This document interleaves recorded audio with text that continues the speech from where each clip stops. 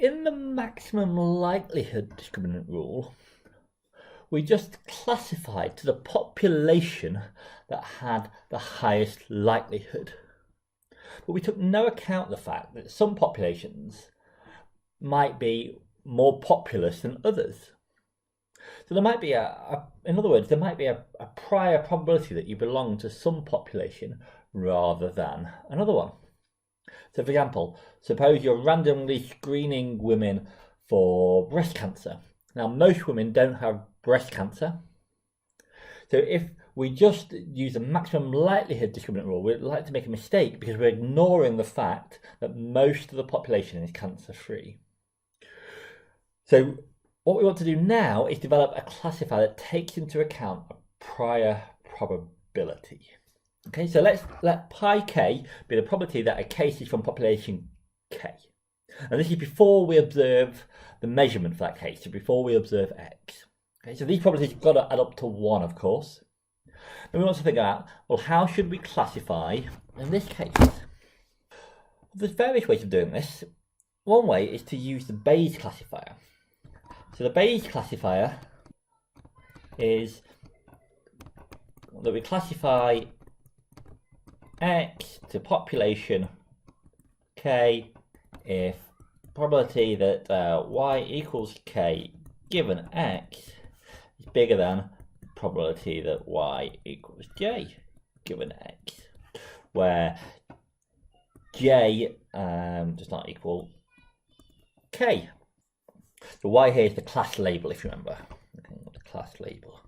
So just contrast that with the ML discriminant rule. So the ML discriminant rule, if you remember, said we classify to k if the probability of x under k is bigger than the probability of x in population j.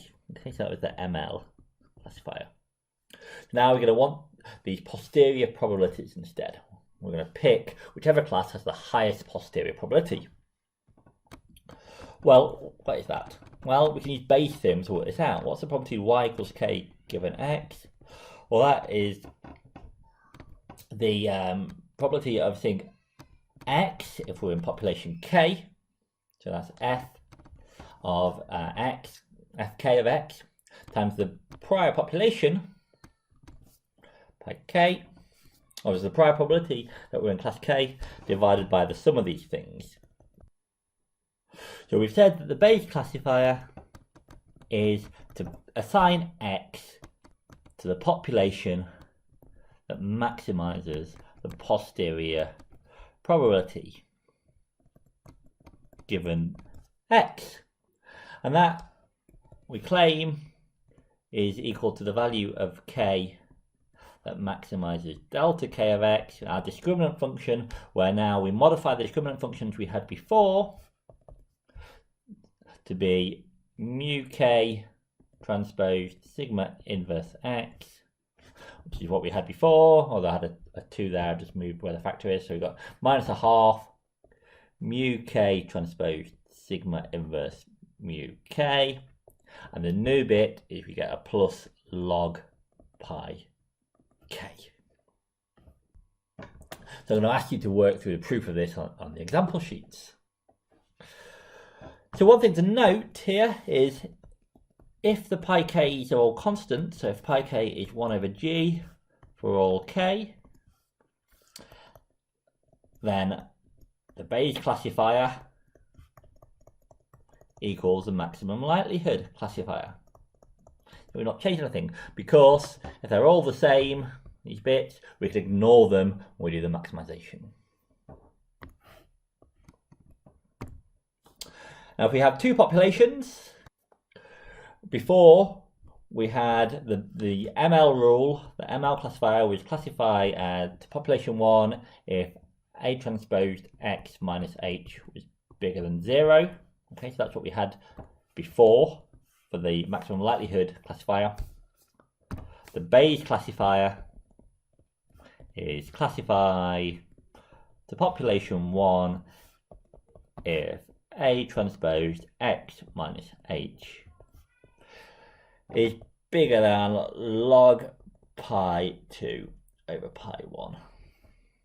Okay, so instead of having the cutoff point at 0 here, we instead shift it towards the less likely population, whether that's population 1 or population 2. So let's have a look at an example of that now. So if we take the example we had in the notes before, where we had two populations, mu1 and mu2, and we found the identity covariance matrix, and so we just drew a line midway between them. Okay, that's where the circle covariances, that was the maximum likely discriminant rule, drew a line midway between the two class means, the two class population centroids. Now, if we have a Bayes rule, let's suppose that we have a prior probability of 0.9 for population 1 and 0.1 for population 2. So we're saying that 90% of the cases are going to come from population 1, 10% from population 2. The effect of this is to shift the decision boundary. So instead of it being at x equals 0, we now shift it to be at the log of 0.1 over 0.9, which is minus 2.2. And so we get a decision boundary over here instead. And that is to take account of the fact that on average, we expect 90% of the observations to come from the red population, population 1 over here, and only 10% over here. And so we move the decision boundary to take account of that. And that helps us get better error rates.